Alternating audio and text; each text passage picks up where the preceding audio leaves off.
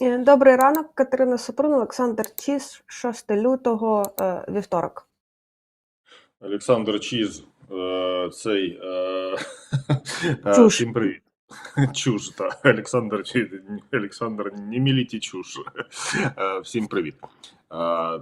Так, я не знаю, чи дивиться твоя мама, але можна продовжити цей атракціон. Там, коротше, в коментах під вчора відео всі вітали маму з тим, що ти в неї така гарна і красива. І маму вітали, і, в общем... Я тобі скажу так, Супрун, що твоя мама набирає більше коментарів, ніж ми з тобою. Ну клас, спасибі. Мама завжди найкраща. Так. Так, друзі, всім привіт. Поки набираємо, значить, я почитаю просто інтерактив, це ж важливо. Вам же цікаво, коли ми зачитуємо коментарі, які ви пишете. Під етером. Значить, у нас під вчорашнім відкриваємо Віктор Глебов. Віктор Глебов пише, що Сковорода був вампіром, тому що світ ловив його, але не впіймав. Ну там якби світло, в принципі, жарт нормальний, але якби світло було. Там нас вітає Южне, дякуємо вам. Так, добре, що стали робити тайм-код. Я можу прогорнути звернення президента. Мені теж подобаються тайм-коди щодо звернення президента. Ви можете прогорнути, ми мусимо про це говорити, бо ми ж робимо інформаційні етери, якби це ваше право, ніхто вам цього не забороняє. Хвиля позитивної енергії буде, коли Зеленський прибере Єрмака, Татарова і, можливо, Шмигаля. Татаров, Гетьманцев, Єрмак. Так, ясно. Дуже багато всього про те, що їх треба прибрати. Не те, щоб ми були проти, ми на це не можемо впливати, ми можемо тільки якось коментувати, рефлексувати наявність цих чертей, значить, у владі українській. Не те, що ми з вами не погоджуємося, але коли ми про них згадуємо, ми знову-таки мусимо згадувати. Я чудово розумію, що Єрмак взагалі створений для того, щоб, пане президенте, от ваш степлер. Я скоби забув. Треба, піду, скоби в коморі візьму, принесу зараз. Але, на жаль, в нашому житті все відбувається трошки інакше. Чіш, то ти так і не пояснив, метро на Теремки чи на Троєщину? З Теремків на Троєщину, я не знаю, що треба пояснювати. Це просто стьобний сюжет. Дуже часто Сергій тупо зажовує подачу. Мене тато хотів назвати Сергій. Хто такий Сергій? Це, очевидно, переплутали, що я Саша, але тато хотів назвати мене Сергій. Так, окрема подяка Катерині за фаховий коментар по БПЛА. Так, все, далі пішли привітання мамі. І ми вам дякуємо за таку активність уже під завершеним відео. Насправді це дуже важливо, бачите, і є з чого розпочинати етери. Можна було би по-старому, але можна і так. Значить, друзі, дивіться, там з основного зараз ми перейдемо до інформаційного порядку денного. Удар по Харківщині, на жаль, завдали окупанти, знищили готель і говорять про те, що під завалами може бути людина. Трошки, я не знаю, веселе, не веселе. Просто як факт. Порти Росії чекають на наші БПЛА, причому чекають в Ленінградській області. Про це трошки згодом, що якщо хочеш, можеш мапу підготувати, ти ж любиш мапи під час етеру показувати. Звертаю вашу увагу, що нас всіх підписників на каналі 202 699. Якби сам Бог велів зробити 202 700. На мою думку. Щось я багато говорю для початку, да? Але я ще Та поговорю. нормально. Мене влаштовує. Не стримуйся, давай. Говори ще. Скажи, я можу просто сидіти і посміхатися, так? Да, гортати стрічку, тут, Ну, раптом може, якісь щось новини нагортаєш, термінові. до речі, корисне для нас. Нагадаємо, що сьогодні вівторок, і до нас трошки пізніше згодом приєднається Андрій Зелинський. От поговоримо, не знаю про що поговоримо, про щось поговоримо, про мистецтво. Очевидно, і наші рефлексії з цього приводу. А поки я вчора забув поставити, до речі, покажемо оцей абсолютно безсенсовний. Дивись, О, 202 700, а там ще 309 300 гривень, 38 копійок у зборі на гільзу Залужному. Це 500 тисяч, між іншим, на Збройні Сили України, де 61% вже ми зібрали. І ще і на щирий донейт на 139 350 гривень, 1 копійка. ну, дивіться. Треба щось робити, срочно. Треба терміново щось робити. Знову таки, це ж ні я і ні Супрун робить тайм-коди. Ще раз нагадаємо, що нас в проєкті більше, і якщо у вас є можливість ще задонейтити на нашу роботу як журналістів, то ми вам будемо вдячні. Якщо ви задонейтите якусь суму і там буде 99 копійок, то я буду ще більш щасливий. Так от, абсолютно безсенсовне опитування, скільки ще триватиме російсько-українська війна. Там уже сам Шрай, коротше, на каналі пише, що так воно нічого не змінюється, може, ну його нафіг може, або поставити інші терміни. Ну, в принципі, зробить він це чи не зробить, воно ж теж ні на що не вплине, навіть якщо поставити інші терміни. Але ми з вами бачимо, що ну там в межах 1, 2, 3% збільшується кількість тих, хто вважає, що війна триватиме більше року. Я думаю, це вже всім зрозуміло. Насправді цей цікавий варіант складно сказати, бо бачите, він такий був в районі 10%, але по ходу за увесь цей час виріс до більше 20, там, по-моєму, 21%. Ну і всі варіанти короткі, вони зрозуміло, що впали зовсім. Зелене, це що зелене?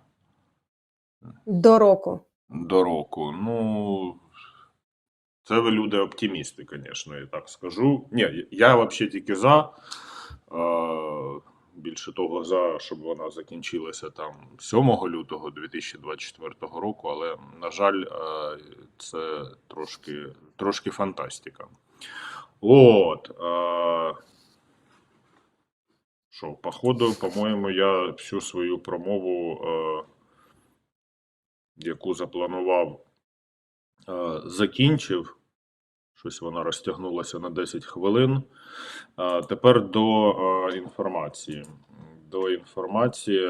Олег Сінігубов, голова Харківської обласної військової адміністрації, повідомляє про те, що окупанти завдали ударів по Золочеву Богодухівського району. Це Харківщина, це не той Золочів, який на заході України. На жаль, зруйнований 3-поверховий готель. Під завалами попередньо перебуває людина. 3 осіб врятували ДСНС, 2 жінок та чоловіка. Також є загоряння фасаду магазину.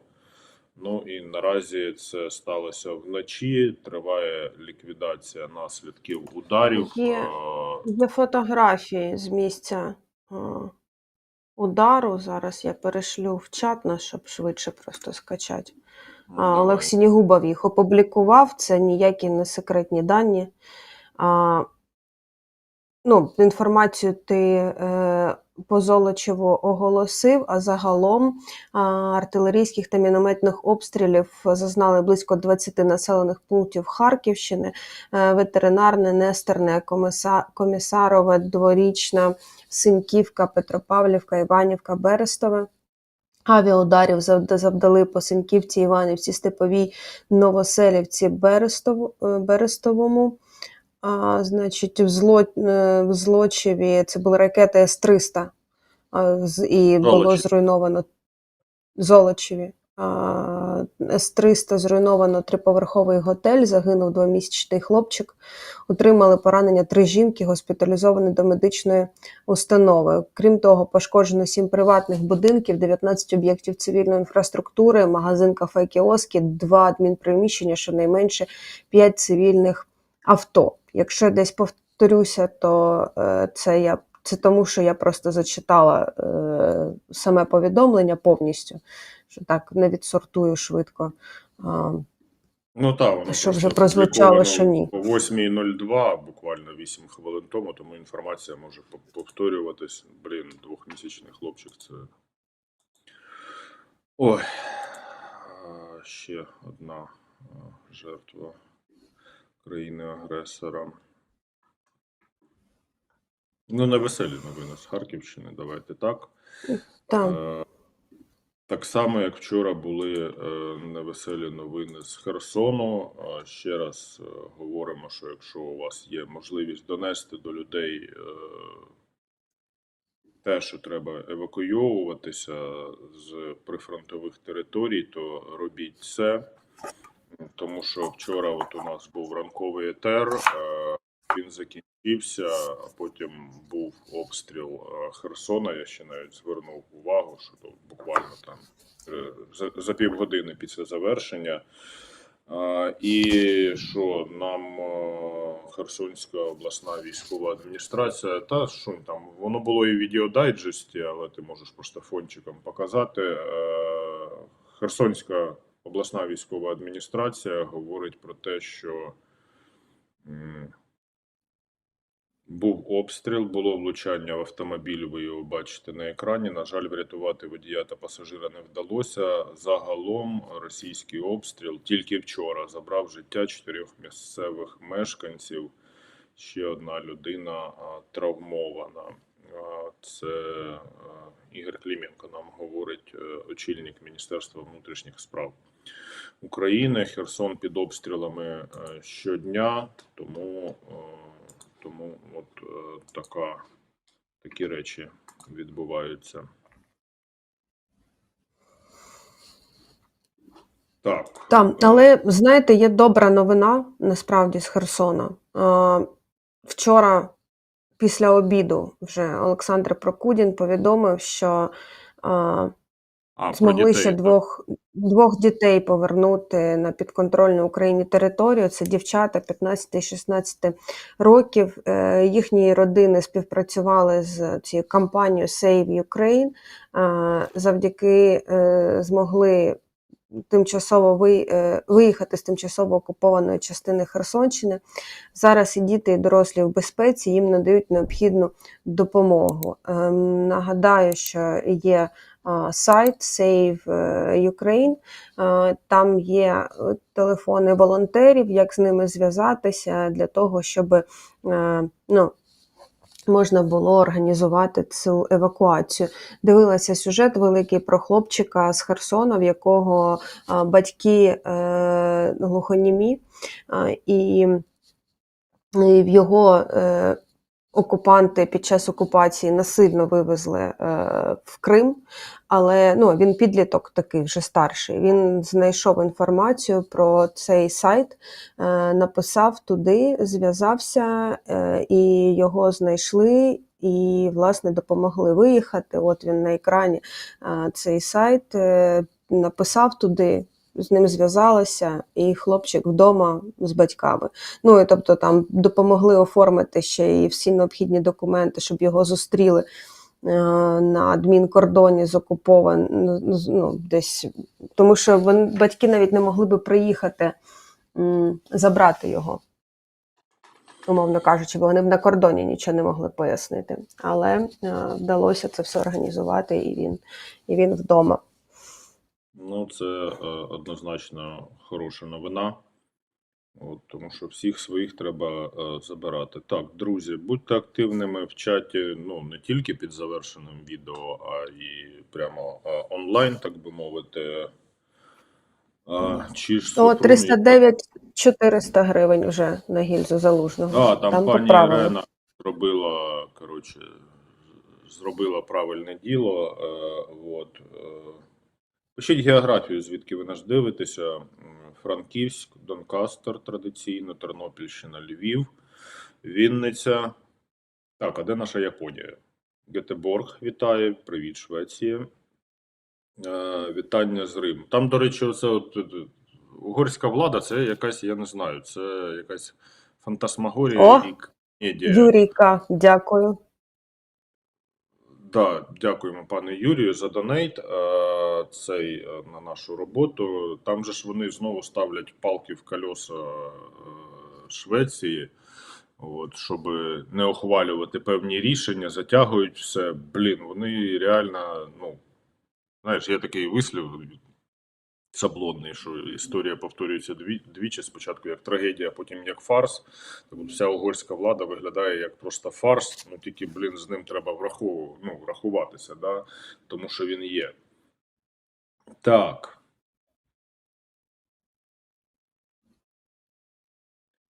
Тара-та-та-та. Четверги по вівторках, да, я зрозумів, що ви чекаєте Андрія, він буде. Ну і тоді, значить, якщо нічого такого не відбувається прямо зараз, тоді ми Що добре. говоримо, що добре, да. Та я взагалі такий, щоб нічого не відбувалося, ми закрили ці ранкові етери та і розійшлися всі. От, головне, щоб всі були живі, здорові. Тут, значить, така історія. Це блукаюча рубрика «Белгород в огнях».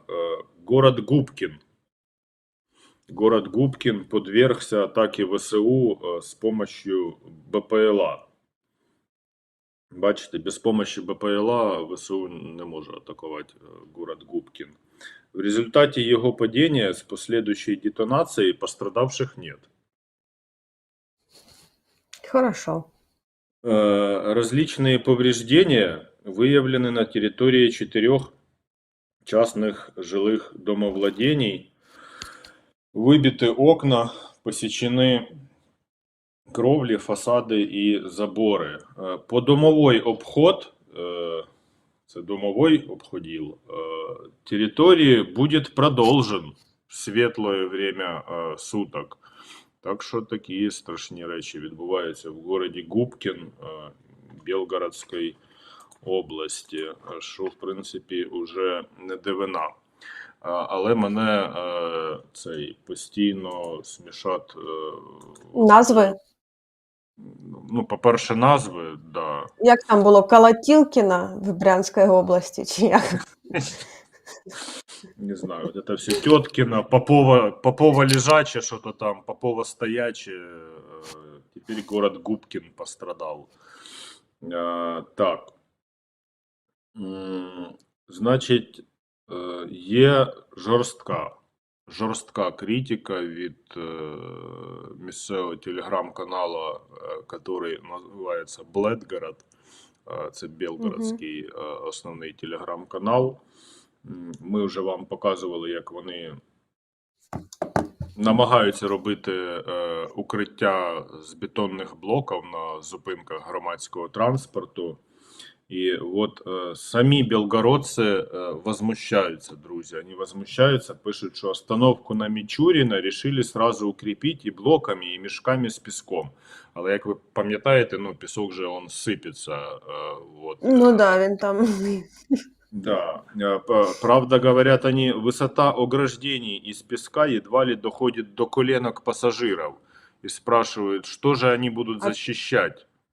Це от дуже дивно. Це інше місце, да? Я так розумію вже. Це друге. Це от ви бачили, Шуня, ну поверни, мішки з пісков, значить, Ага, тут навколо зупинки. Пасажирів, а ото, що друге, це вони вирішили не зупинку захищати, а просто побудувати укриття поруч з зупинкою з цих бетонних блоків. От ви бачите? Ага, і виходить, щоб нема даху. Ну, та там, ну да. Ну, а якщо ударный БПЛА самолетного типа, значит, упадет где-то рядом, то бетонный блок впаде на білогородця і пошкодить йому Ну, коленки, схоже, наприклад, або схоже, що палець. так, да, до яких не доходять мішки з піском. Да. Так що от така, знаєте, зараз життя в Белгороді. В Не знаю. Белгороді. Да. На остановках Гагарина и Мегагрин рабочие решили не париться с установкой. То есть вы видите, у них прямо уровень критики, оппозиционность растет. Е, Скоро вибори. Просто. И вопрос, кого Путін, убережет Путін, такое укрытие? Владимир Владимирович, постройте укриття. Да, кого убережет? Відповідь риторична, нікого. Я не можу. Це все дуже смішно. Так, ну і ще одна штука. Там, до речі, блін. Звісно, якщо оглядати їхні телеграм-канали, зараз, секундочку, я бачив, що в Курській області була, значить, воздушна тривога, ракетна і авіаційна опасність. Причому це повідомлення на телеграм-каналі Курський Бамонт. Знаєш, Угу. Бамонт. Бамонт не тот уже, не торт. Да. Да. И они вот пишут: воздушная тревога, ракетная, авиационная опасность. Знаешь, что он далее пишет? Воздушная тревога, ракетная, авиационная опасность. Повторяют они на телеграм-канале зачем-то. По возможности оставайтесь дома, укройтесь в помещениях без окон со сплошными стенами. А в Курську аж багато приміщень зі сплошними стінами. Ну, в принципі, як в будь-якому радянському місті, да, будь то Київ, Дніпро, не знаю, Курськ або Воронеж, прости господі. Але от така річ. Але чим закінчилася тривога в Курській області, я принаймні не знаю, я не знайшов інформації. Можливо, дізнаємося згодом. Так, ну і щоб завершити от это весь бред, який я несу про новини з Росії, значить,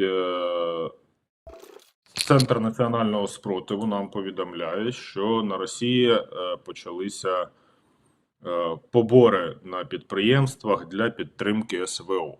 Це взагалі мені, я коли прочитав, це мені нагадало, знаєш, от коли мені там було 10-11 років, там 88-й рік, ми ще збирали гроші, не гроші збирали в школі, ми збирали якісь речі, в общем, там неважно, на їжу дітям Африки, або тетрадки якісь, коротше, от іменно тетрадки, там от було написано тетрадь на ньому, я думаю, що старші пам'ятають, і 4 рисочки, для допомоги якимось дітям Чаду, чи, там, Центральноафриканської Республіки. А на Росії тепер, значить, повідомляє нам Центр національного спротиву, що керівництво Курського заводу «Електроагрегат» почало вимагати від робітників підприємства здавати гроші на потреби СВО. Ну, типа, ти приходиш на роботу, у тебе є зарплата, але частину зарплати віддавай, от, значить, Це здай гроші. да, на потребу СВО. Зазначається, що працівники всіх рівнів були повідомлені про необхідність написати заяву щодо утримання із зарплати за січень 2024 року суми середньоденного заробітку для потреб СВО. Це викликало обурення. Так, працівників. а у нас на відміну від цього, в нас все окей, у нас добровільно донати на супротив Російській Федерації, яка напала на Україну. Зараз на гільзу Залужного 310 тисяч вже ми скинули. І це тільки наш збір, це збір Скрипін.ua, значить, якраз UMN, якраз який піде на допомогу Збройним силам України, бо ми відбиваємо зухвалу атаку вже другий рік, між іншим. Значить, найкращі люди стоять в жару і в спеку і в холод, стоять на лінії фронту і тримають оборону проти оцих. Так що ми вам дуже вдячні. 62% вже зібрали від потрібної суми. Загальна мета 500 тисяч гривень, і все це піде нашим воїнам. І ще так само вам вдячні за допомогу на наш проєкт. Біля Сашка бачите QR-код. там 140 тисяч 9,99. Такий підхід. Дякуємо. Ви знаєте, що Сашко любить рівні цифри, але це все на рівні жартів, насправді. Ми вам вдячні, що ви просто, в принципі, активні. А щодо гільзи Залужного, нагадую, що кожен донат 100 тисяч, кожен донат в 100 гривень братиме участь у розіграші оцієї гільзи, яку ви бачили на екрані, 122 мм артилерійської. Рандомно оберуть переможця і отримаєте такий подарунок. Так, ну а тепер Ну, до якщо найгарячішої. буде 2 доната по 100 тисяч, то нормально, ми, виходить, одразу закриємо. Ну, це да, хорошо буде 2 доната по 100 тисяч. Але головне добровільно все. Значить, ну і тепер найгарячіша тема вчорашнього вечора. Денис Бігус видав розслідування, як ми і прогнозували. Тоді, коли з'явилася інформація, що за журналістами стежили, ми говорили про те, що ну, рано чи пізно Бігус.Інфо покаже розслідування своє. От вчора, година 17, це прекрасне відео вийшло. Тоді ви мені чомусь, ну не ви, а хтось в коментарях писав, що я озвучую позицію Офісу Президента. Я не знаю, чого так вирішили тоді. Ну, це ж таке діло. Окей. Але, в принципі, я була права, але я не думала, що настільки все погано. Ну, я тоді сказала, що це тільки спецслужби мають можливість вести такі дії оперативні стосовно когось. Я не думала, що там задіяна така кількість людей просто для цього. Ви все можете подивитися в розслідуванні Дениса.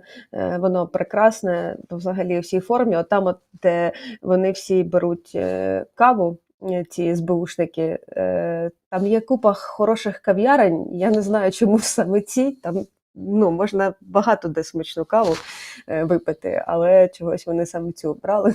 Ну, менше з тим. Це багато що про них Я говорить. тобі скажу, Так що само. це характерно для працівників правоохоронних Так я ж органів. говорю, це багато Я про от- що про них говорить.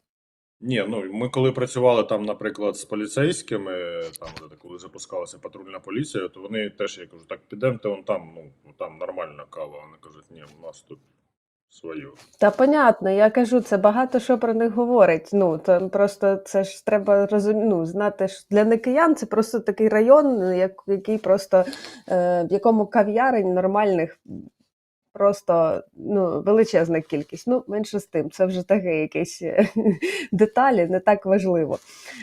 Але сили і засоби, які були кинуті на запис журналістського корпоративу, тренінгу, хто як хочете це називайте, це, звісно, цікаво. Робота проведена редакцією Bihus.Info. Зацінили, круто, все, клас. Не відповіли на єдине питання «хто?», але так скажу, що судячи з там фінального тексту Дениса Бігуса, єдині, хто знають, хто дав цей наказ, це Служба безпеки України. Вони та знають, чого так все відбулося. І коментар, який вони дали вчора, картинку цю можна не показувати. Це просто картинка, на якій написано коментар Служби безпеки. Значить, вона полягає в тому, що начебто було якесь розслідування, яке стосувалося незаконного придбання, збуту та використання спеціальних Ні, це не то. Значить, було якесь розслідування стосовно наркотиків, і дилер був пов'язаний, значить, зі співробітниками Bihus.Info, і тому СБУ, звісно ж, хто ж ще, провели оці всі слідчі дії. Це дуже дивно. Але яка є заява, така є. Тут я просто не знаю, як прокоментувати. Знаєш, от воно що Михайлович, виявляється, цією фразою я можу це все характеризувати. СБУ, наркотики, журналісти. Ну і наступний ж важливий момент, що керівника цього департаменту захисту національної державності А чого, от до речі, ну вибач, що перебиваю, ти теж мене іноді перебиваєш. От чому Департамент захисту державності займається наркотиками? Це взагалі для мене все загадка. І там є відділ М по роботі з медіа. Ну, оцей же ж відділ весь, який був задіяний, це відділ М по роботі з медіа. Абсолютно логічні зауваження про канали Медведчука і багато чого іншого, що у нас є в медійному просторі. Але, звісно ж, да, треба встановити всі ці камери, щоб познімати журналістів Бігус.Інфо. Так от, Служба безпеки, керівництвом СБУ також прийнято відповідні кадрові рішення щодо Департаменту захисту національної державності та оптимізовано напрямки його роботи. Оптимізація произошла. Так, але тут я просто лазила сьогодні, всякі, коротше, рилася в всяких смішних штуках і натрапила на відео Миколи Тищенка, яке він записав ще 2.02.24 року, тобто 4 дні тому, де він сказав... Зараз ми перейдемо до Тищенка. Просто це ми там з тобою знаємо. Людям треба пояснити, що навіть в кожній області, я так розумію, що в регіонах це не виглядає прямо як департамент тем, який працює з медіа, але є завжди, коли ти приходиш там, якщо ти, так би мовити, ростеш по кар'єрній драбині в журналістиці і стаєш начальником, тобі дзвонять з СБУ, там є спеціальна людинонька така, і говорять: «Здрастуйте, а можна з вами познайомитися?» Вони приходять, щось тебе питають. На моїй пам'яті вже, по-моєму, 6 людей в цьому відділі, які складаються з однієї людини, помінялося, але всі вони з тобою знайомляться і роблять вигляд. З деякими я навіть в футбол грав. Ні, я не знаю. Я була головним редактором. Я була головним редактором на цьому обласному державному каналі, але в мене таких ніяких контактів не було.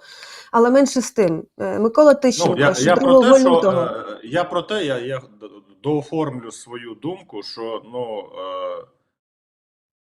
дивно, що взагалі це існує в такій службі. От я, наприклад, не переконаний, що якісь там спецслужби телефонують головному редактору CNN і просять познайомитися і розповісти, а як ви працюєте, і все таке решта. Ладно, менше з тим, все, я закрив рот, бо я сьогодні багато говорю. Це дуже дивно, взагалі дуже дивний функціонал. Але Микола Тищенко ще 2 лютого записав відео, в якому сказав, що на угоду наркоманам і горе-розслідувателям, це я цитую Микола Тищенка, звільнено Золотий фонд Служби безпеки України. Чому я звернула на це увагу? Тому що вчора деякі медіа з посиланням на власні джерела повідомили, що начальника цього департаменту, якого звільнили 31 січня, що його звільнили, саме через це розслідування. В принципі, Тищенко це ще 2 лютого сказав. Але це вже деталі. Просто, окрім того, що звільнено конкретного цю особу, хотілося б, щоб стало зрозуміло, а хто, власне, дав завдання провести це розслідування. Те, про що вчора Денис Бігус говорив в кінці відео. Конкретне прізвище. Хто там? Татаров, Єрмак, хто там? Смірнов, хто там ще? Тут навіть і з якою метою, з якою метою ви приїхали в нашу країну? Так. Цікаво було би дізнатися.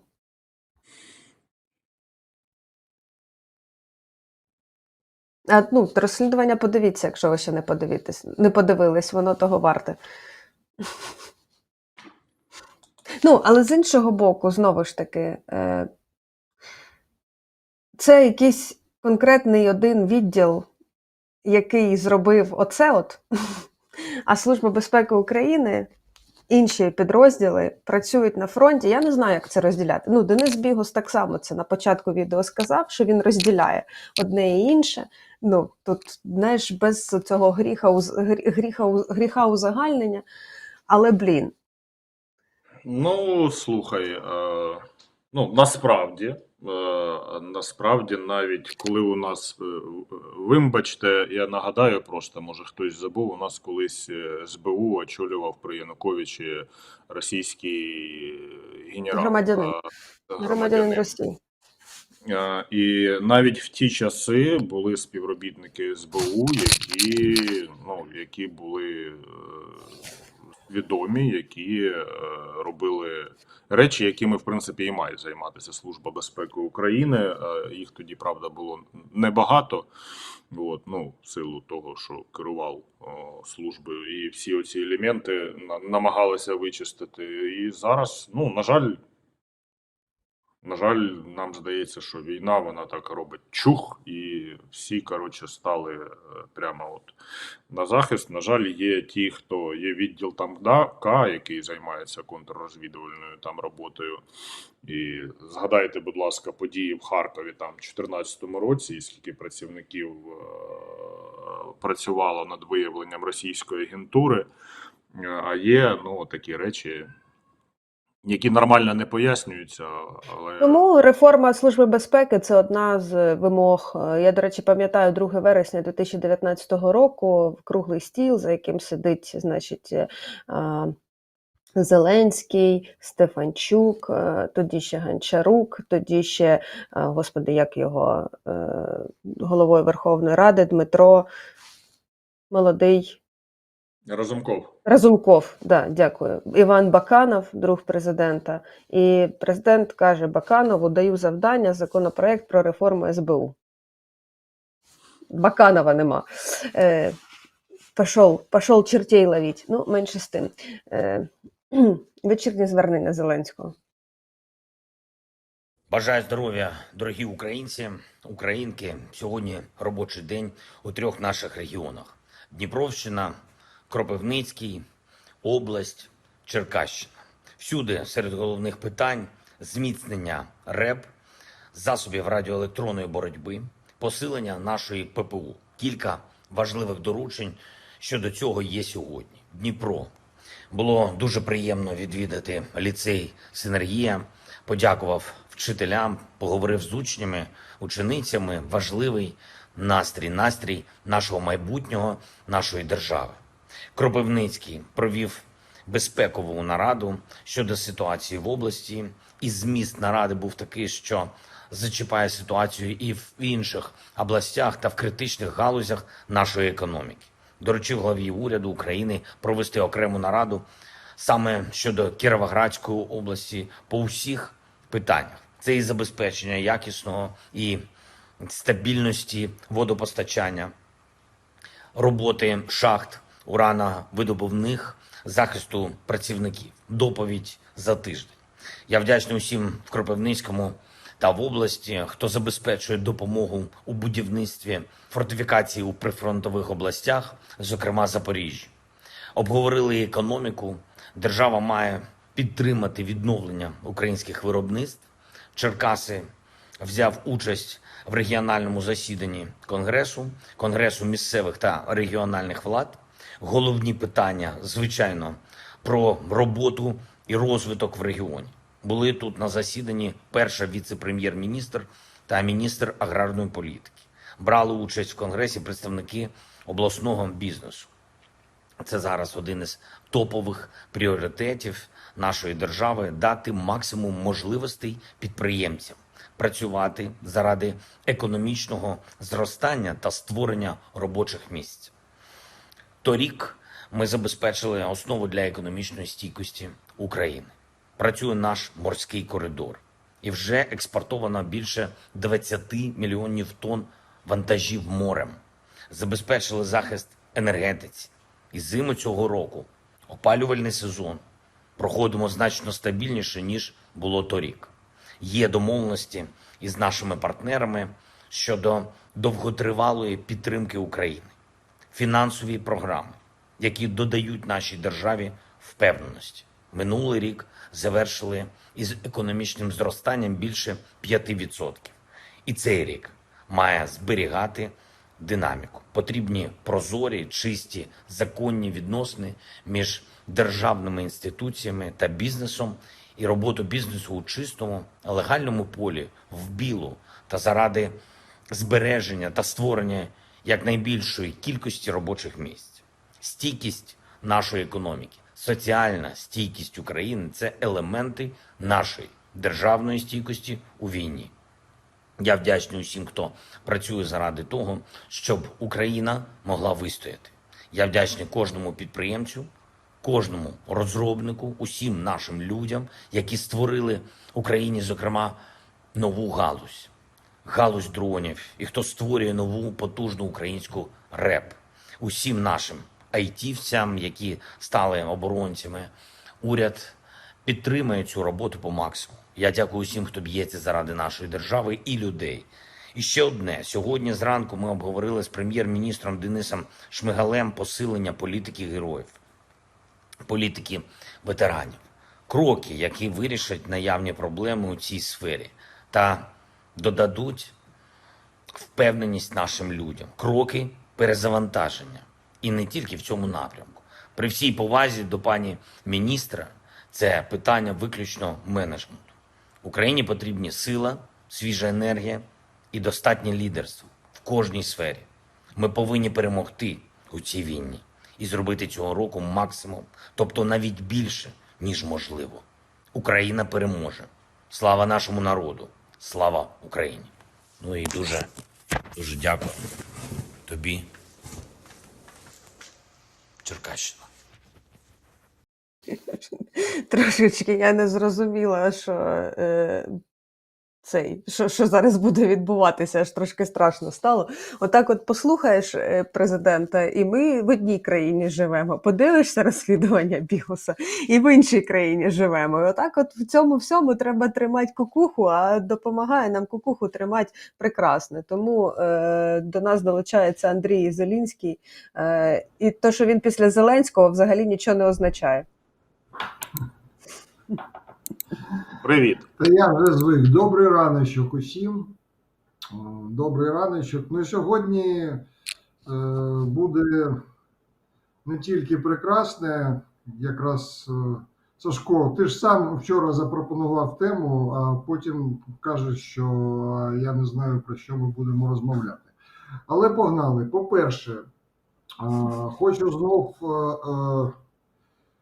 пропіарити ініціативу литовських, так, дякую, пан Шуня, литовських волонтерів. Проєкт, працюючий з протезування безкоштовного українських військових і не тільки. Там у лівому верхньому куточку є адреса. Все, що вам потрібно, це просто зареєструватися на цьому сайті, якщо у вас є така необхідність. А далі з вами вийдуть на зв'язок і там далі буде. По-друге, хотів би поділитися однією думкою і у певному сенсі на вас її протестувати. Тобто це протест, а не про протест. Не знаю, наскільки це зрозуміло. Каламбур. Ну, типу того. В нас зібралося такий гурточок зібрався, і ми збираємось робити новий канал, який буде називатися «Болюче». Причому канал якраз зібрався, тому що збирається там ще дуже багато праці. Для мене це в певному сенсі така авантюра, тому що там канали в мене були, я з вами на етер виходжу, там десь іноді виходжу, викладаю, але так, щоб системно, це для мене вперше. І ми думаємо про те, що, як каже один із учасників нашої команди, психолог з Луцька, незважаючи на те, що назва болюче, це про оптимізм, тому що і про позитив, тому що якщо ти знаходиш занозу і показуєш, як її доставати і достаєш, то потім стає краще. І ось воно джерело позитиву. У певному сенсі ми хочемо зайти далі, ніж, наприклад, заходить Емма на своїх каналах, це ніхто не буде дивитися і палає. І ми плануємо торкатися зовсім різних тем, від там політики до власне особистості і культури. І в нас є така можливість, тому що зібралися різні і фахівці, і люди з різним досвідом. І ось на каналі Мінавіто онлайн, наприклад, вже там перші ми тестові стріми робимо, просто канал вже існує. Поки ми не переїхали, ми там тренуємось. Якщо комусь цікаво, можете подивитися. І от в мене у певному сенсі питання, як ви вважаєте, чи потрібна така штука, чи або ми, може, перебільшуємо і дуже забігаємо уперед? Та А ти просто казав про занозу. А в чому заноза-то?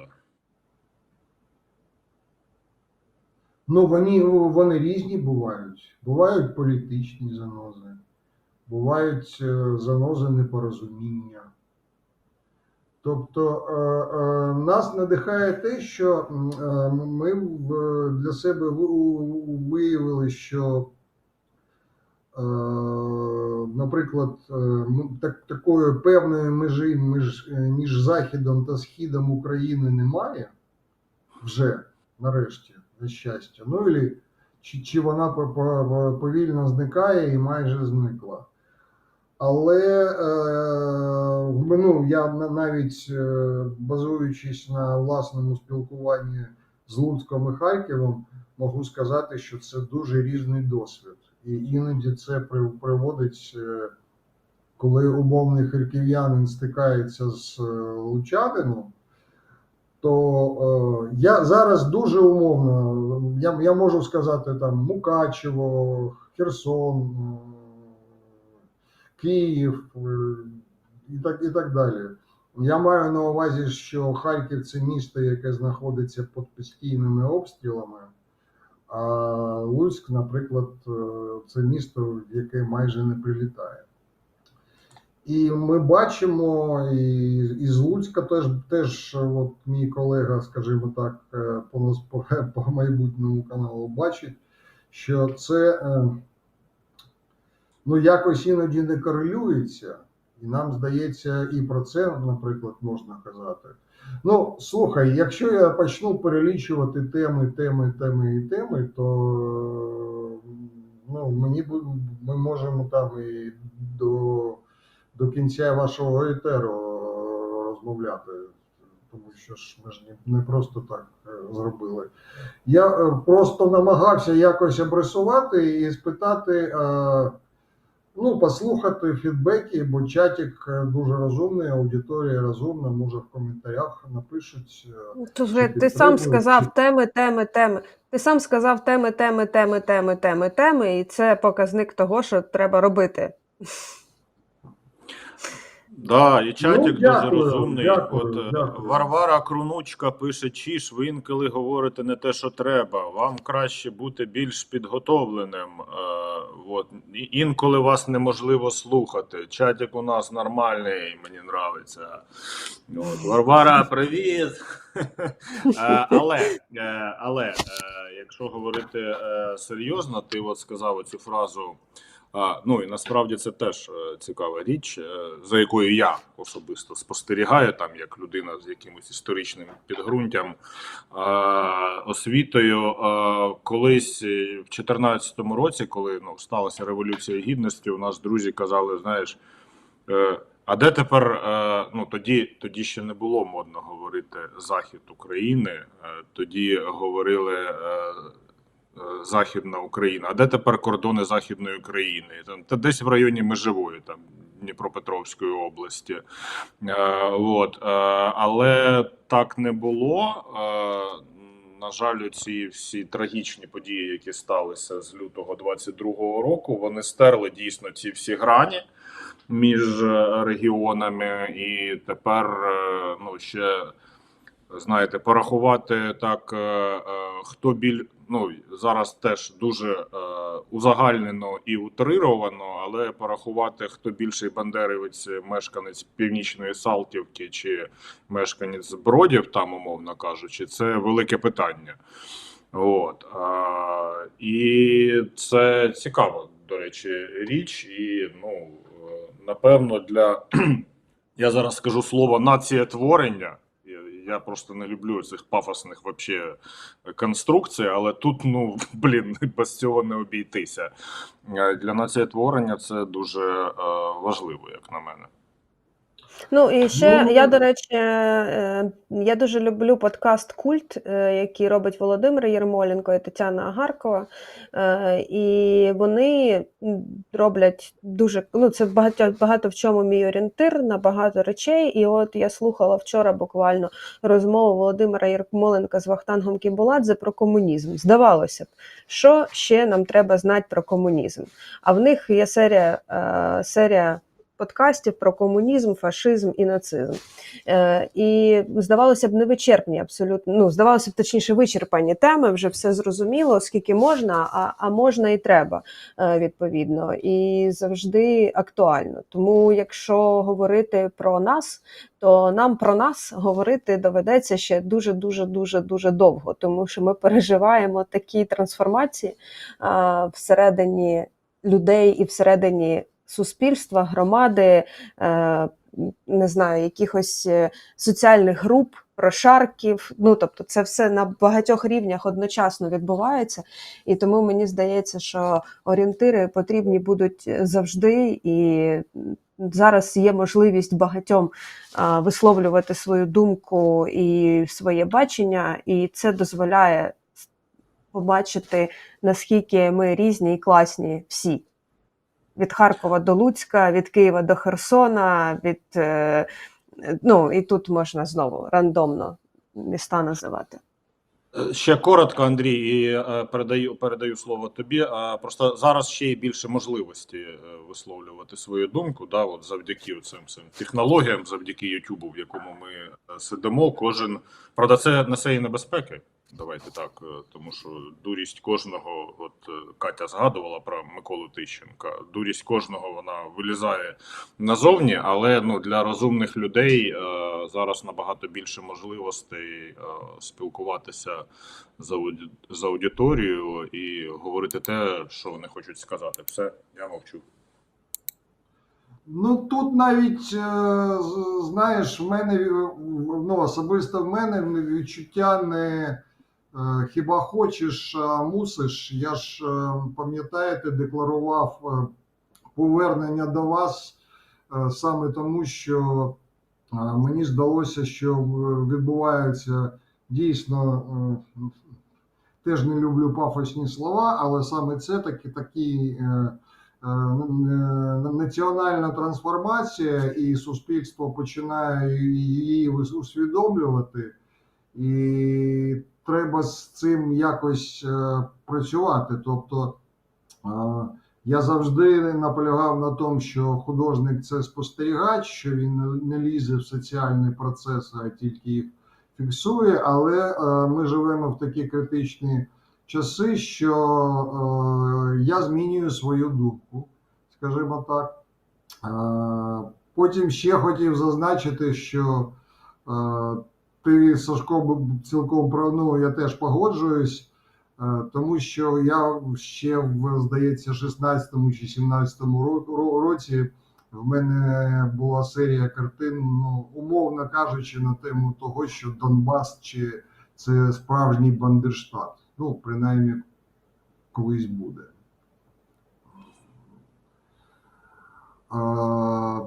Так, залишається в нас небагато часу. А я тобі, ти ж казав, що треба там багато чого принести. Я приніс багато чого, але не встигаю його показати.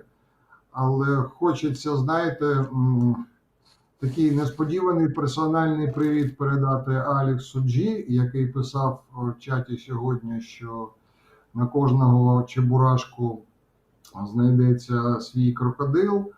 Ну, ось десь піврочку тому я зробив отаку роботу. Доволі теж несподівано для себе. Це така тема культурної сегрегації. Ми якраз твоя була пропозиція, ти пропонував на цю тему поговорити, але ми не встигаємо. І далі. Так ти записуй просто Так, теми. вона в нас висить давно. Наступного разу, наприклад, повернемось, якщо не буде чогось цікавого, тому що Катя, переказуючи інших цілком права, начебто, здається, там в комунізмі, в фашизмі, в чому ще все зрозуміло, але, на мою думку, ні, там можна ще копати. Я доволі довго цим займаюся, і там є про що поговорити. Так, Ну, я більше до того, я більше до того, що якщо є що сказати, треба говорити. Ну, треба підкреслювати нюанси, ти ж художник, да? Знаєш, щось робити яскравіше, щось контрастніше, щось. Почув. Ну, залишається фактично 2 хвилини, тому, пан Шуня, 4-та картинка, будь ласка, а інші ми потім залишимо, чи взагалі. 4-та картинка – це відомий, ну, просто видатний майстер українського мистецтва Олена Придувалова. Я якось обіцяв вам розповідати про учасників виставки «Передчуття перемоги». Ну, ось одна із них, вже не встигну показати інші роботи, які підготував. Ця робота має назву «Ніч без сну, тривога». Тобто це дуже свіжа робота. Ти от тому прямо я її- вообще, Андрію, от це все про нас. Ми от тільки з Супрун перед етером говорили про ночі, тривожність і все решта, а ти прямо Так, вгадуєш. ну, не тільки про вас, це і про мене, якщо відверто казати, і про багатьох моїх знайомих. Так, ця штука порушена, можемо визнати. Електрика працює, але графік сну геть поламаний. На жаль, і всі ми знаємо причину цього. Андрюша, дякую тобі за включення. Ти все-таки записуй. Я тобі кажу серйозно, що якщо записувати в блокнот, то потім все це працює. А оці от. В мене зошит. Я так і роблю. В мене зошит на столі. Бачиш, зошит. А ми тетрадки збирали дітям Африки. Менше з тим, друзі, зараз 9 година. Дякуємо Андрію Зеленському за включення. Загальнонаціональна хвилина мовчання. Давайте згадаємо всіх, хто загинув на цій війні, військових, цивільних і, на жаль, дітей. Бачите, ці жнива, вони продовжують збирати свої жертви. Вночі в Харкові загинула 2-місячна дитина.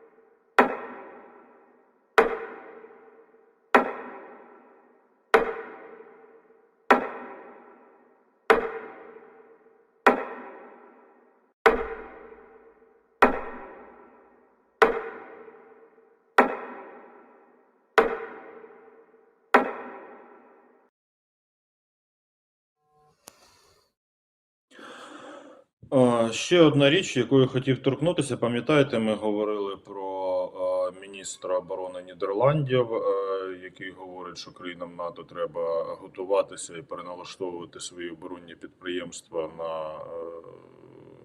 ну, на більш інтенсивну роботу, назвемо це так. Я про що? Ви знаєте позицію чеського президента Петра Павла, який є військовим і генералом чеської армії. Військові, вони все добре розуміють, на відміну від європейських політиків. От якби несподівано, до речі, це новина з телеграм-каналу UMN.UA, на який треба підписатися. Несподівано Румунія. Очільник Генштабу Збройних сил Румунії Георгій Цавлат. Румунське населення має готуватися до можливого поширення російської агресії за межі України. Це стосується всіх жителів Європи. Влад закликав країни НАТО поповнити запаси озброєння і підготувати населення, зокрема, ймовірно, шляхом запровадження добровільної військової служби для всього населення. Ну, здавалось би, да, де Румунія, де Авдіївка, але ну, от у людини є просто розуміння, що треба готуватися до гіршого. У Румунії він закликав до правових реформ, аби дати країні можливість захищатися від російських безпілотників, в тому числі, за його словами, принаймні один безпілотник РФ румунській стороні не вдалося збити, оскільки Так, отут зараз щось странне. За його словами, принаймні один безпілотник РФ румунській стороні не вдалося збити, оскільки законодавство це не дозволяє. Я не знаю, що значить ця фраза, вона виглядає дуже дивною. Ну, типу, менше з тим. немає якогось рішення бюрократичного про те, що вони відбивають, типа, загрозу. Ну, типа, щось таке. Я не знаю, є румунська РЛС, там сидить капітан Петреску, зараз. Умовний. Він бачить безпілотник, чого він його не може збити? Ну, у нього якщо має не бути викидати? команда на збиття. Він каже, я бачу безпілотник. Має хтось віддати наказ стріляти. Це дуже дивно. А він має мати підстави віддати наказ стріляти. Це армія. Це дуже дивно, але з іншого боку, добре, що вони хоча б починають говорити про це, і можливо це якось там спонукає їх діяти активніше, особливо в плані якраз поповнення запасів озброєнь, тому що ладно, я це не буду озвучувати, тому що вся ця війна привела до того, що озброєнь не вистачає. Скажу загальними фразами. У мене просто один знайомий пішов перенавчатися, бо не вистачає того, чим можна стріляти. На іншу спеціальність. Ще одна штука, це більше до рубрики культура, але яка зараз, бачите, у нас і культура, і мистецтво, воно все переплетено з війною. Я вчора просто це ввечері побачив і такий, в натурі, вже скоро 24-те, 2 роки, і все таке решта, гурт Dach Daughters, це вихованці Влада Троїцького, закликали українців за кордоном. А це теж важлива штука. Насправді, я не знаю, чи є у них ще енергія там на другому році, хто виїхав. Переважно зрозуміло, що це жінки з дітьми. Чи є у них ще енергія виходити на різні акції, але Dach Daughters закликали українців за кордоном 24-го вийти на площі європейських міст і нагадати європейцям про те, що ми тут переживаємо вже другий рік. Привіт, друзі! Уже 2 роки, як триває повномасштабне вторгнення Росії в Україну. І це великий жах. Ми втратили дуже багато людей, наших громадян. І скоро, 24 лютого, ми закликаємо всіх українців, які зараз перебувають за кордоном. Друзі, виходьте на вулиці своїх міст. Виходьте і нагадуйте іноземцям, що без їхньої допомоги ми не справимося у цій боротьбі за демократію, у цій боротьбі проти великого агресора, проти великого зла. Всі втомлюються. І всі європейці втомлені від цієї війни страшно. Вони закриваються, вони не хочуть чути цих новин. Але ми мусимо нагадувати, що Україна має тисячі викрадених Росією дітей, має полонених неповернених уже 2 роки. Україна має величезні втрати, і ми боремося за демократію зараз разом з європейськими державами. Ми мусимо вистояти разом. Нагадуйте про це, нагадуйте про ті компанії європейські, які не вивели свій бізнес із Росії, тим самим продовжують спонсорувати тероризм. Стоїмо разом, виходьте на вулиці своїх міст, будь ласка, і переможемо разом. Залишаємося українцями, де б ми не були, і кричимо про свій біль і горе. До зустрічі 24 лютого. Слава Україні! Героям слава! Класні Duck Daughters, що казати, дуже багато роблять, насправді, і вони, і Даха Браха, частина дівчат, частина, двоє. Переплітаються. Все разом театр Дах, ну, насправді, дуже багато роблять для України і для того, щоб питання допомоги і підтримки було постійно на виду, на слуху, настільки, наскільки вони можуть це робити.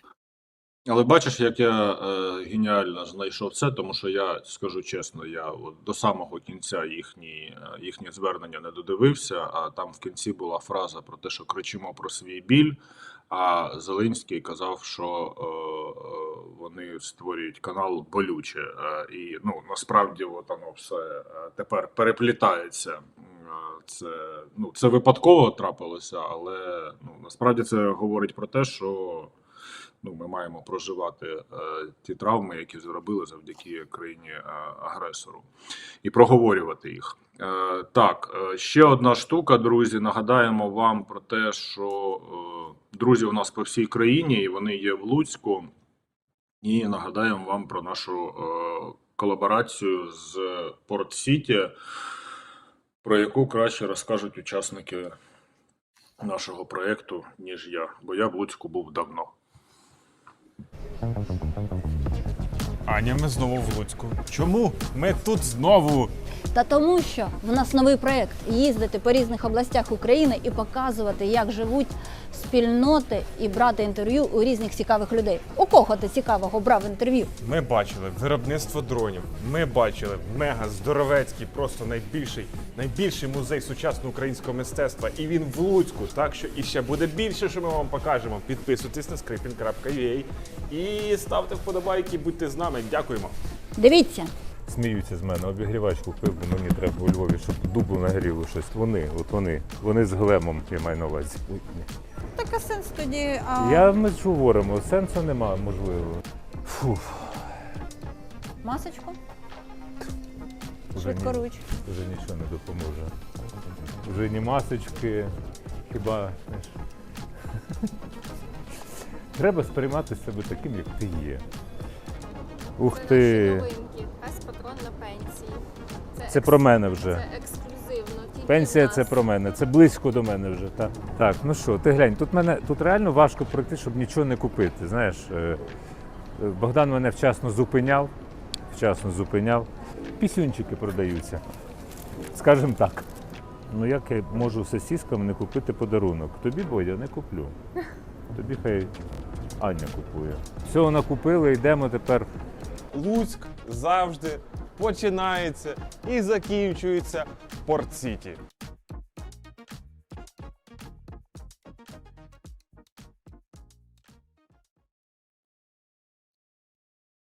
Ну, що ж, це правда. Що казати? Слідкуйте за анонсами, періодично з'являються якраз сюжети, про які Назар тут розповідав у відео. А ми тим часом дякуємо вам за підтримку. Я бачу, щирий донейт 140 500 гривень. Це 46% від мети. а гільза Залужного 62% від мети. І це прекрасно. 310 тисяч 150, мета 500 тисяч гривень – це на допомогу Збройним силам України. Відповідно, кожен донат в 100 гривень там розігрується між тими, хто задонатив 100 гривень, буде розіграно гільзу від 122-мм артилерійського боєприпасу, підписано Валерієм Залужним. Так що беріть участь, не стримуйте себе, але головна мета – це зібрати 500 тисяч на Збройні сили України. Щодо ситуації на фронті, то з усіх, в принципі, з усіх інформаційних повідомлень зрозуміло, що окупанти тиснуть дуже активно на Авдіївському напрямку, в районі Мар'їнки. Про це постійно пише Deep State, про це є повідомлення з різних джерел від військових. Ми вам минулого тижня показували відео про людей з Авдіївки, які вийшли з вулиці, яка була окупована, ну, яка контролювалася на той момент противником. Зараз тривають важкі бої, і поліція Донеччини показала ще відео евакуації людей з Авдіївки. Дома нет, уже ничего нет, и баллоны все взорвались. Породисто. Немецкий ясперьер. Фотографируем, Серег. Кристина, здравствуйте. И пускай больше не беспокоит. Находимся сейчас возле вашего отца. Он ехать не хочет. Не надо ее. Саша, скажи. Большое спасибо, что приехали.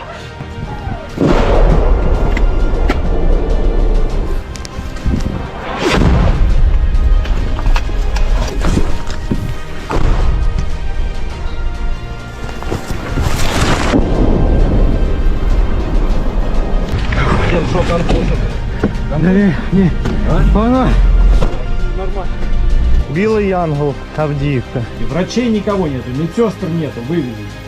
Магазин все закрывается. Люди пешком выходят, без документов, без телефона. Вывезите только вывезите.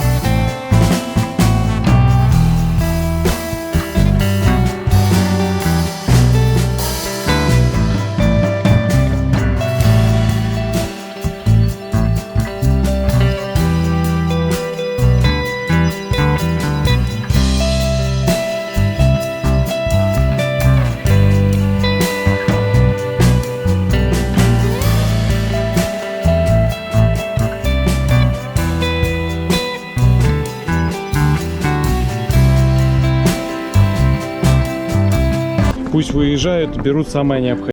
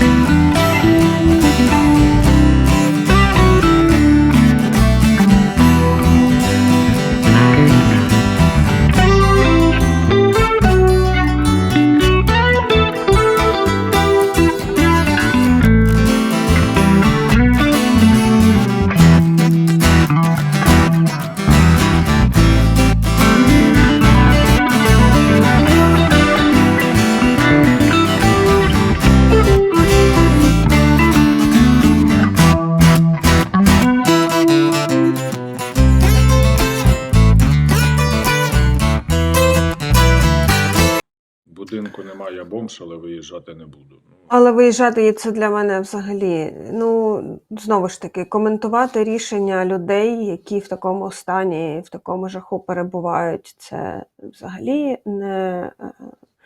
неадекватна штука. Ну, коментувати це. Їхній стан оцінювати це не наша парафія точно. Але дуже добре, що є білі янголи, які це роблять. Олена Ну, і Харченко, насправді пише, це... у 2014 році зустріла в Києві переселенку з Авдіївки, 67-річну вчительку. Ще тоді вона розповідала свої враження від руського міра. Пам'ятаю її слова: «Не хочу, щоб рашистські чоботи топтали мою землю». Ну, бачите, хтось зрозумів у 2014-му, а хтось не зрозумів і після того, як будинок зруйновано. Ну, менше з тим. Це рішення людей. Я просто, знову-таки, я ще раз дивуюся витримці цих хлопців, які добираються по цій єдиній дорозі в Авдіївку через всі оці багнюки і небезпеки обстрілів і вмовляють людей виїжджати. Мені таке не можна показувати. Я починаю нервувати. Та нікому таке не можна показувати, але це чомусь нам випала доля жити саме в такому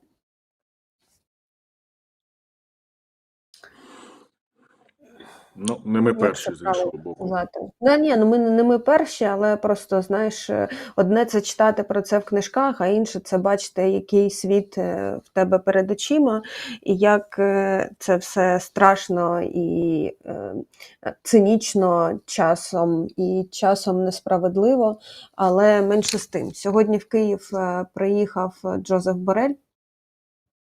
Про це вже повідомляють медіа, що він прибув в Київ. Серед іншого, з його нещодавних заяв, він сказав, що, значить, Європейський Союз, компанії європейські мають контракти з іншими країнами по продажу боєприпасів. Так от, треба переглянути ці контракти і перенаправити боєприпаси в Україну артилерійські. Ну, бо є висока потреба.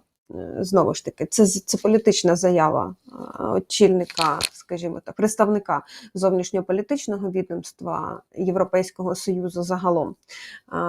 Все-таки це там контракти комерційні і таке інше, але подивимося, чи дійсно це відбудеться. Ти говорив про Румунію, не тільки Румунія прокидається, багато інших країн прокидаються. Там минулого тижня була заява про те, що, значить, в армії Великої Британії на одну рекрутовану людину звільняється 3. Але от буквально вчора була заява Ріші Сунака, що у випадку чого Велика Британія готова до протистояння, яким би воно не було. Країни Балтії готуються активно так само до можливого протистояння. І скандинавські країни також дуже активні в цьому плані. Чи це прокидається Європа, чи це просто тренд часу, чи що це, ми не знаємо, але зараз наші військові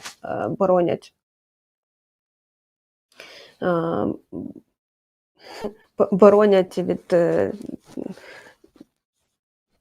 Я навіть слова не можу підібрати. Знаєш, мені не хочеться в пафос цей виходити, що, знаєш, боронять весь цивілізований світ від Орди, але так воно десь так і є. Ти, типу, не можеш від цього відійти, бо це так і відбувається. І дуже важливо не забувати про це нам самим.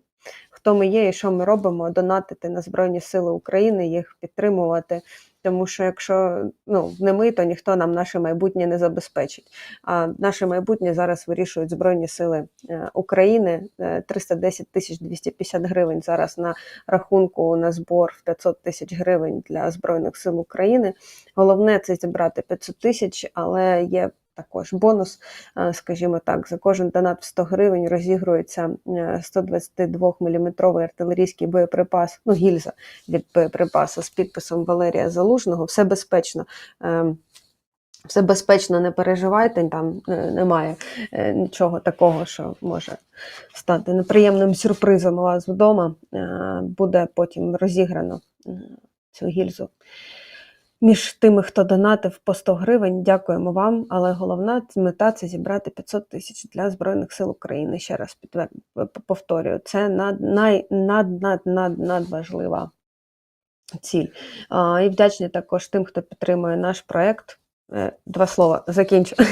Тим, хто підтримує наш проєкт, бачите, тут донат, там вже 46% у нас зібрано.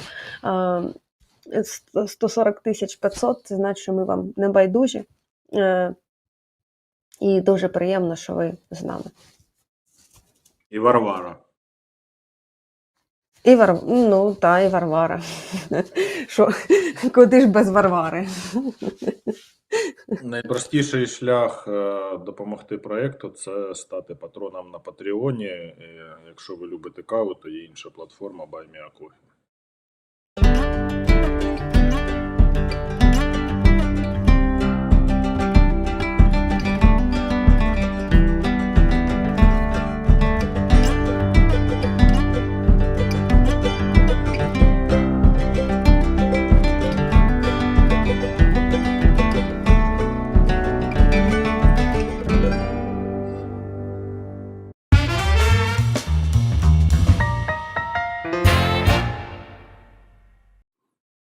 Цей, бачиш, твій заклик, він викликав реакцію термінала самообслуговування. Якийсь термінал самообслуговування задонатив 100 гривень, він вже такий, типу, ладно, давайте вже і я.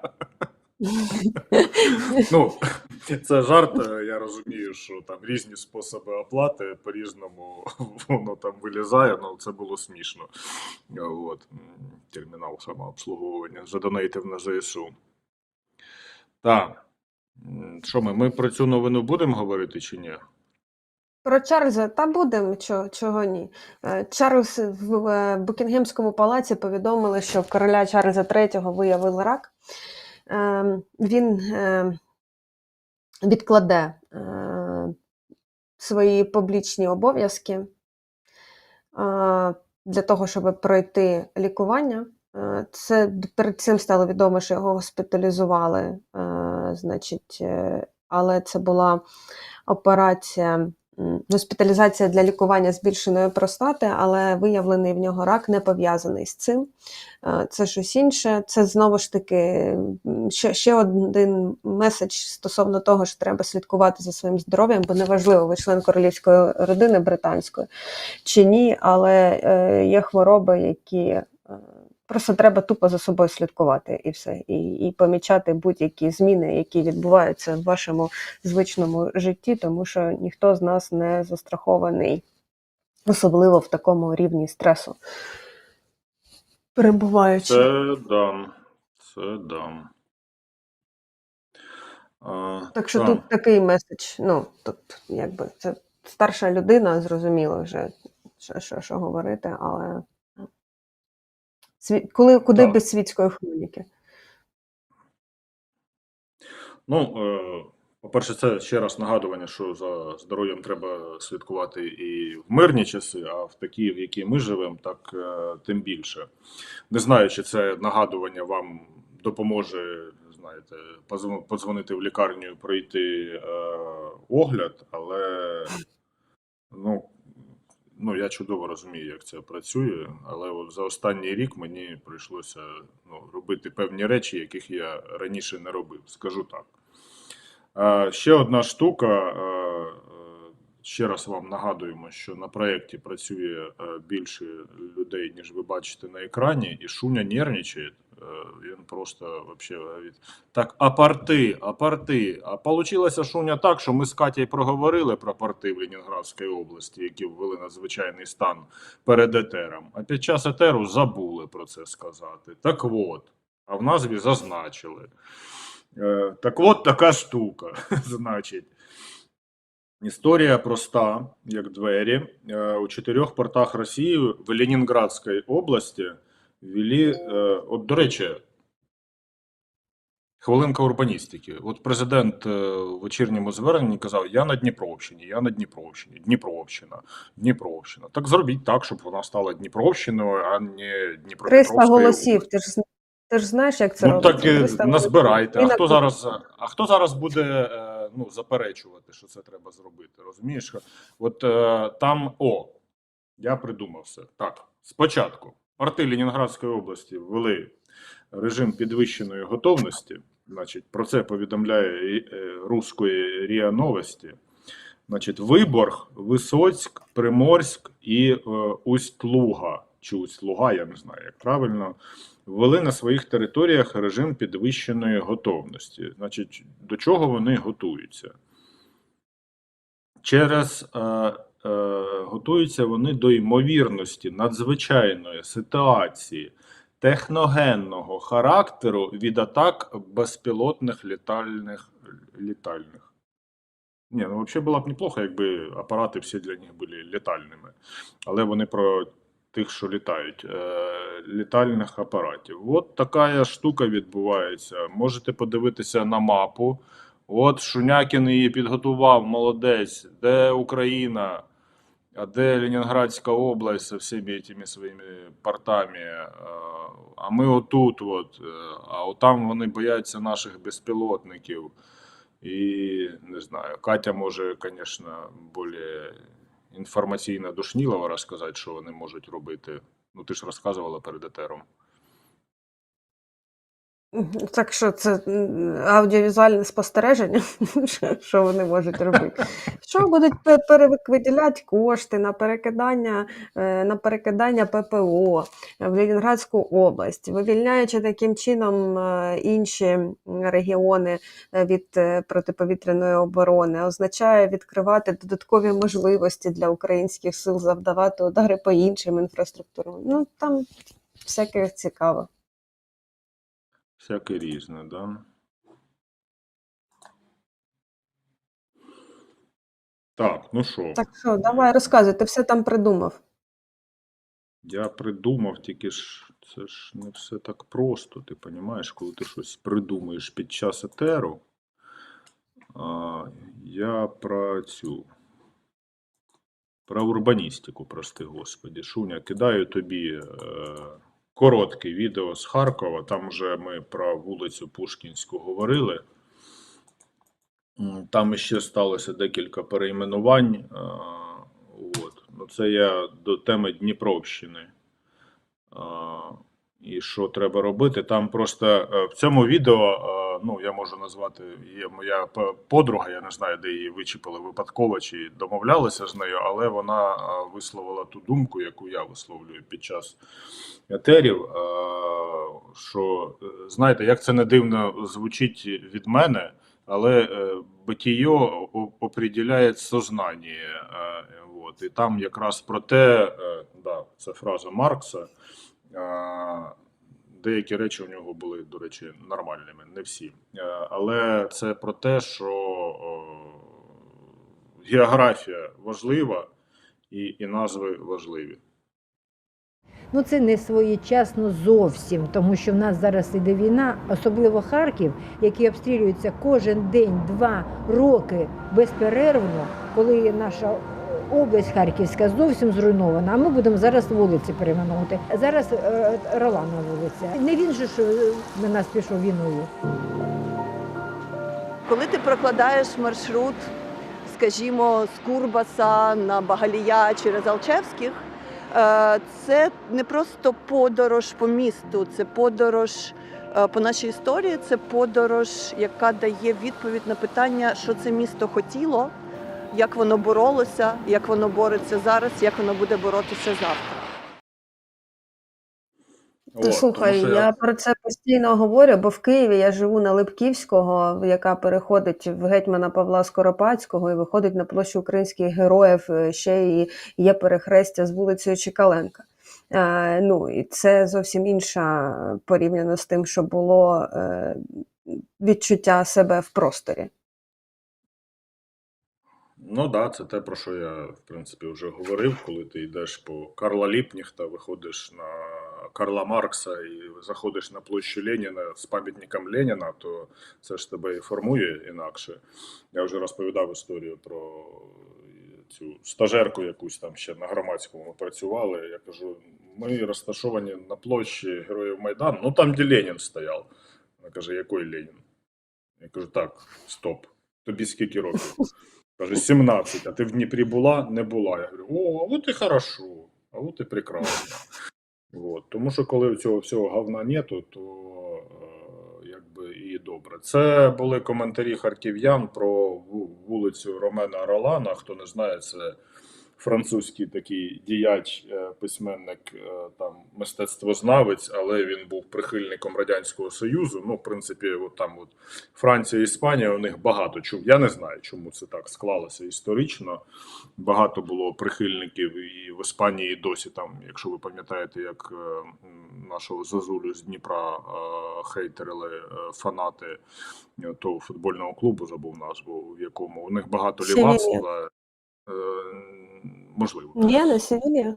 Ні, по-моєму, не Севілія. Я можу... Ну, неважливо. Я про те, що у них чомусь от процвітає це лівацтво, звідки воно виросло, на якому ґрунті, мені не зрозуміло, але ну, вже як є. Так, давай про Марку і про Марку і про Марс. О, диви, як красиво. Ну, давай, про Марку, значить, Укрпошта, значить, випустила благодійну рамку. Вона містить поштову марку з відбитком штемпеля «Перший день Київ 24.02.2023» та поштову картку, випущену до річниці повномасштабної війни. Тираж випуску 1000 екземплярів і є лімітованим, вартість 1600 гривень, 1000 гривень від продажу кожної рамки спрямують на облаштування шкільних укриттів. От така штука. Укрпошта продовжує. Я бачила ці марки, я забула, з якої країни, які присвячені Україні, і там наші різні літачки. Байрактар, наприклад, серед них також є. Укрпошта продовжує свою, знаєш, тиху роботу з популяризації. Так само і молодці. Це також важливо. Ну, я думаю, що сюжет марки ви зрозуміли. Це знаменитий. Ну, це малюнок Бенксі, здається, в Ірпіні чи в Бучі, який він зробив. Власне, його перенесли на марку. Так. Ну і новини науки, значить. І на цьому будемо вже закінчувати, бо ми щось сьогодні з тобою перетягнули. Марсохід. Катя. Що? Марсохід. Ну, у нього Так, назва є. Марсохід. Perseverance. О, видиш, оце, що ти сказала слово, бо я ж не знаю, як воно правильно читається. Та я, може, теж неправильно читаю, але беру на себе цю відповідальність. Лавік Інгліш, так? Як пісня одних з учасників нацвідбору на Євробачення. Сфотографував марсоліт, який теж якось... Ingenuity. Значить, Perseverance сфотографував Ingenuity, але прикол в тому, що все це відбувається на Марсі. От, це Марсоліт Ingenuity, це його остання стоянка на червоній планеті. Ну, я так розумію, батарейки закінчилися, тому от якось так. Но виглядає красиво. На цьому і будемо завершувати. Очевидно, що таке, що за Forbes, що ти хочеш, Шуня? Хвате. На цьому ставимо крапку. Дякуємо всім, хто були з нами. Підписуйтесь на канал, ставте вподобайки. Не забувайте підтримувати Збройні Сили України всіма способами, які вважаєте за потрібне. І так само дякуємо вам за підтримку. Що там таке? Так, і цей Варвара. Пока. Ну, там сказали, до речі, тобі не тільки про Варвару. Пане Олександре, можливо, і Сергій, згадуйте не тільки Варвару. Дякуємо всім, хто дивився. Па-па.